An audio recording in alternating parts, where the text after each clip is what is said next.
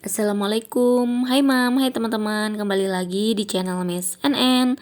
Di video kali ini aku mau kasih tahu ke teman-teman semua kalau kentang Mustafa Miss NN itu lagi off dulu ya. Jadi alasannya kenapa aku off dulu karena hari ini tuh mau mudik, aku mau pulang kampung ke Jawa Tengah dalam rangka nengok anak aku yang sedang di pondok pesantren. Dan ini aku tuh lagi bikin dulu kentang Mustafa ya. Aku bikin sebanyak 10 kilo aja buat oleh-oleh di kampung dan juga untuk anak aku yang di pondok. Untuk yang buat di pondok ini aku kemas-kemas sebanyak 50 gram 60 gram gitu ya teman-teman. Jadi gak dikemas besar-besar karena biar sekali makan gitu jadi enak. Dan alhamdulillah teman-teman dari pondok juga ternyata yang udah pada ikut makan kentang Mustafa katanya minta pesan juga. Namun karena ngedadak ya bilangnya, aku udah buru-buru kan hari ini aku bikin pagi-pagi terus mau langsung jalan itu jam 10 siang, takutnya kesorean gitu, makanya aku ngambil perjalanan pagi aja biar aman. Jadi nggak bisa gitu, jadi lain kali aja kalau mau pesen. Dan ini aku bikin vlog ini juga biar teman-teman tahu juga kalau kok bakul kentang Mustafa tuh lagi mudik ya.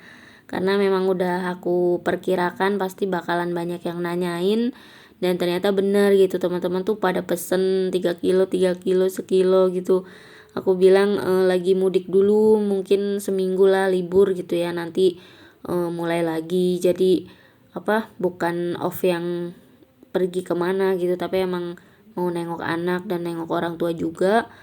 Biasanya kalau aku misalkan mudik juga di rumah bisa gitu ya bikin kentang, cuman kali ini tuh pengen bener-bener quality time gitu sama anak sama keluarga, sehingga aku tuh nggak bikin kentang di kampung. Dan alhamdulillah gitu orderan udah pada masuk dan pada mau nunggu teman-teman, jadi ya udah nunggu ya seminggu, insya Allah nanti Senin udah mulai dikirim-kirim lagi. Aku mungkin Kemis gitu udah balik dan bisa belanja. Nanti aku bikin dulu Jumat, Sabtu, Minggu gitu. Jadi Seninnya bisa langsung dikirim-kirim buat teman-teman yang udah pada keep orderan gitu ya. Dan ini di perjalanan alhamdulillah lancar, nggak terlalu rame, macet atau gimana. Dan aku ini lagi berhenti dulu di rest area karena mobilnya tuh lumayan ini ya, nggak sehatnya kurang gitu. Udah di servis dulu sih sebelum berangkat, cuman kita hati-hati aja biar takutnya kenapa-kenapa di jalan gitu sama mesin, jadi dikit-dikit dicek. Kemudian lanjut perjalanan setelah berhenti di rest area tadi, ini ternyata hujan. Jadi alhamdulillah adem banget hawanya, karena tadi tuh pas nggak turun hujan bener-bener berasa panas gitu ya, AC-nya nggak terlalu dingin karena memang butuh ganti apanya gitu untuk mendinginkan si AC ini. Tapi insya Allah nanti kalau udah ada rezeki yang lebih gitu untuk AC dibenerin.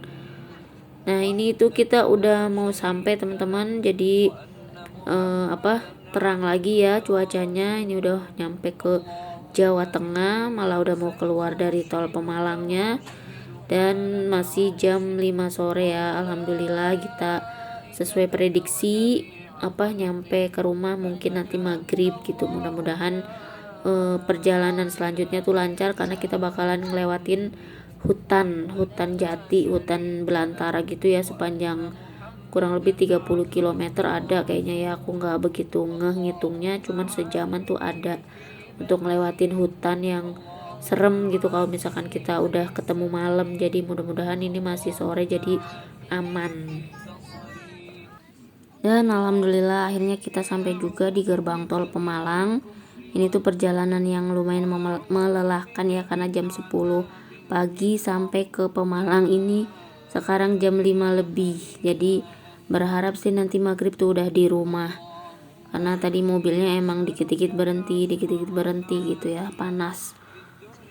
Dan qadarullah teman-teman, tadi setengah 6 itu mobil kita mengalami hambatan ya, jadi temperaturnya tuh naik hampir maksimal gitu ya, mulai naik. Akhirnya pas dibuka dicek sama suami, ternyata itu mesin kipasnya yang di dekat radiator itu mati. Akhirnya kita tuh bingung ya mau minta tolong sama siapa. Ternyata ada temen yang memang tuh tinggalnya di Pemalang. Dia tuh seorang guru di SMK Negeri 1 SMK PGRI Taman. Nah di sekolah tersebut kan ada guru mesin ya, jadi alhamdulillah dihubunginlah guru tersebut sehingga bisa menolong kami gitu. Akhirnya dari tadi kita berhenti tuh di bawah pohon, pas setelah keluar tol Pemalang itu kita deket Pantai Widuri, itu kita mogok di situ ya, berhenti. Akhirnya pas udah diistirahatin setengah jaman sampai maghrib, akhirnya kita jalan nyari masjid dan kita sholat di masjid sini dulu maghrib sama isya, sembari mobilnya tuh dibenerin sama pak guru yang ahli mesin ini.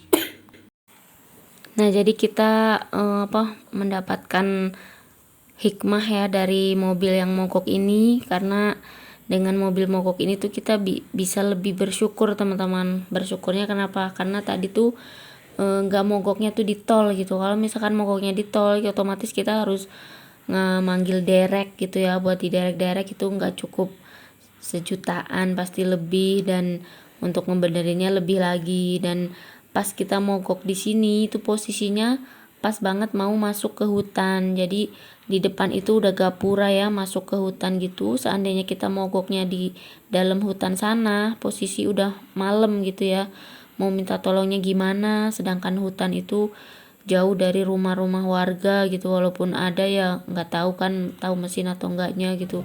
Dan benar-benar Allah tuh maha menolong gitu ya, mengetahui itu kita dikasih hambatannya tuh di waktu dan posisi yang tepat gitu. Ini tuh kita berhentinya di masjid gitu kan. Akhirnya jadi kita bisa ditolongin juga sama temen yang rumahnya tuh daerah sini. Jadi bener-bener aku merasa pertolongan Allah itu sangat dekat gitu, dekat denganku. Yang aku tuh emang dari berangkat udah berdoa, dari kemarin udah berdoa gitu kan, mau nengokin anak dan semoga diberi kelancaran. Walaupun akhirnya ada hambatan, tapi yang dilalanya ada pertolongan yang datang gitu, temen tahu-tahu bisa nolongin gitu kan. Itu bener-bener Allah ya, dari tangan Allah tuh disalurin ke temen aku gitu. Jadi kalau misalkan kita mau nengokin anak, namanya anak tuh lagi nuntut ilmu, apalagi di pondok pesantren, kita yang tadinya misalkan kayak belum ada rezeki juga tahu-tahu ada aja gitu rezekinya yang bisa buat ongkos lah, bisa buat ada lebihnya gitu. Takut kita persiapan di jalan kenapa-kenapa kan, harus emang nggak bisa bawa uang pas-pasan gitu ya kalau terjadi hal-hal semacam ini gitu. Walaupun sebelumnya tuh kita udah servis dulu, ini mobil tuh udah habis 2 juta tuh untuk servis kemarin, pikir tuh udah aman gitu. Ternyata ya qadarullah gitu ya, mesin kipasnya tuh ternyata mati dan harus diganti yang baru. Dan ini perjalanannya seperti ini teman-teman untuk ke rumah aku yang ada di Jawa Tengah ya, tepatnya di Randu Dongkal. Ngelewatin Pemalang tuh ada hutan seperti ini. Ini nggak kebayang kan kalau misalkan tadi mogoknya di sini, kita mau gimana gitu. Misalkan kita minta tolong sama orang, ngeberhentiin mobil orang, jarang-jarang orang kadang takut apa ya, kalau misalkan yang ngeberhentiin tuh apa orang baik, apa orang kayak begal atau gimana kan, kita juga was-was ya. Misalkan kita yang berada di posisi ngeliat orang mogok di jalan, kita nggak tahu itu orang bener apa enggak.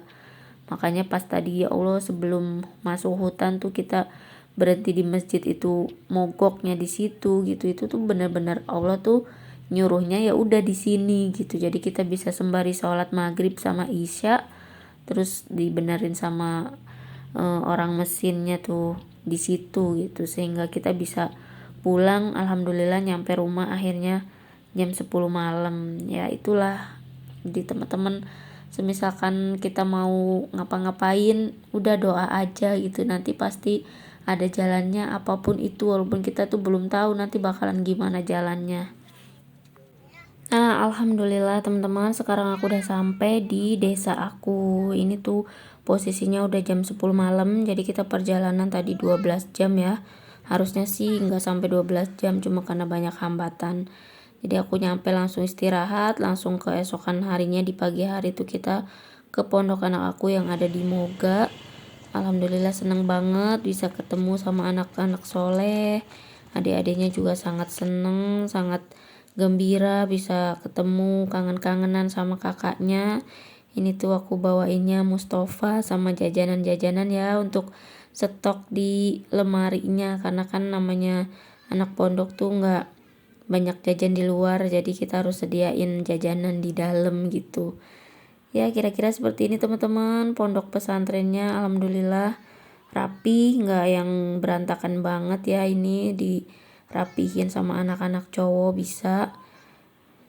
Dan ini adik-adiknya manjat ke tempat tidur kakaknya di atas. Aduh aku nggak kebayang deh ya nanti kalau tiga-tiganya udah pada mondok semua. Pasti rumah bakalan sepi banget ya. Ya teman-teman, kira-kira seperti ini aja video dari aku. Semoga apa yang aku sampaikan ada sedikit manfaat. Jangan lupa untuk like, comment, and subscribe ya. Terima kasih buat teman-teman yang udah mau berkunjung di channel Miss NN. Sampai ketemu lagi di video berikutnya. Wassalamualaikum warahmatullahi wabarakatuh.